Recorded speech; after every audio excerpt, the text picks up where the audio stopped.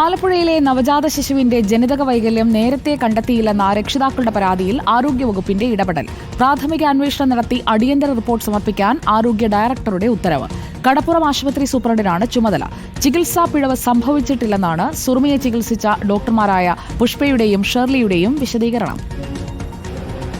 നവജാത ശിശുവിന്റെ അസാധാരണ വൈകല്യം റിപ്പോർട്ടർ TV വാർത്തയാക്കിയതിന് പിന്നാലെയാണ് ആരോഗ്യവകുപ്പിന്റെ അടിയന്തര ഇടപെടൽ. സംഭവത്തിൽ ആരോഗ്യ വിഭാഗം ഡയറക്ടർ റിപ്പോർട്ട് തേടി. പ്രാഥമിക അന്വേഷണം നടത്താൻ കടപ്പുറം സ്ത്രീകളുടെയും കുട്ടികളുടെയും ആശുപത്രി സൂപ്രണ്ടിനെ ചുമതലപ്പെടുത്തി. അന്വേഷണശേഷം റിപ്പോർട്ടുടൻ ആലപ്പുഴ DMOയ്ക്ക് കൈമാറും.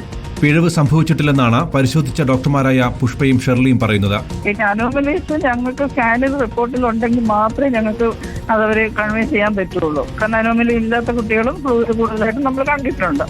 നമ്മൾ 5-ാം മാസം മുതൽ ആദ്യം മുതൽ 8 ആഴ്ച മുതൽ എന്നെ കാണിക്കുന്ന കുട്ടിയാണ്. 8 ആഴ്ച മുതൽ പിന്നെ 12 ആഴ്ചയിൽ നമ്മളൊരു അനോമലി സ്കാൻ ചെയ്തിട്ടുണ്ടായിരുന്നു. അതിനകത്തൊന്നും മെൻഷൻ ചെയ്തിട്ടില്ല.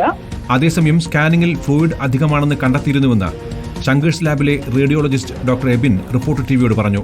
എനിക്ക് ഫ്ലൂയിഡ് കൂടുതലായിട്ട് തോന്നിയിട്ടുള്ളത് 28 ആഴ്ചയിലോ 32 ആഴ്ചയിലോ ഒക്കെയാണ് എനിക്ക് ഞാൻ കണ്ടിട്ടുള്ളത്. അത് നമ്മുടെ എഴുതിയിട്ടുണ്ട്.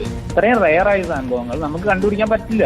ഗ്രോസ് പോളിഹൈഡ്രാമിനോസ് നമ്മൾ എഴുതിയിട്ടുണ്ട്. റിപ്പീറ്റഡ് ആയിട്ട് ഈ പേഷ്യന്റിനോട് ചോദിക്കുന്നുണ്ട് ഷുഗർ ഉണ്ടോ. ഈ പേഷ്യന്റ് ഷുഗർ ഇല്ല എന്ന് പറയും. ഷുഗർ ഉള്ള പേഷ്യൻസിനാണെങ്കിൽ സാധാരണ കാണാറ്. മറ്റ് സ്പൈനൽ അനോമലീസ് ഇല്ല, GA അനോമലീസ് ഇല്ല. നിലവിൽ ആശുപത്രി സൂപ്രണ്ടിന്റെ അന്വേഷണ റിപ്പോർട്ട് ലഭിച്ച ശേഷം DMOയുടെ നേതൃത്വത്തിൽ മറ്റൊരു സമിതിയും അന്വേഷിക്കും. റിപ്പോർട്ടർ, ആലപ്പുഴ.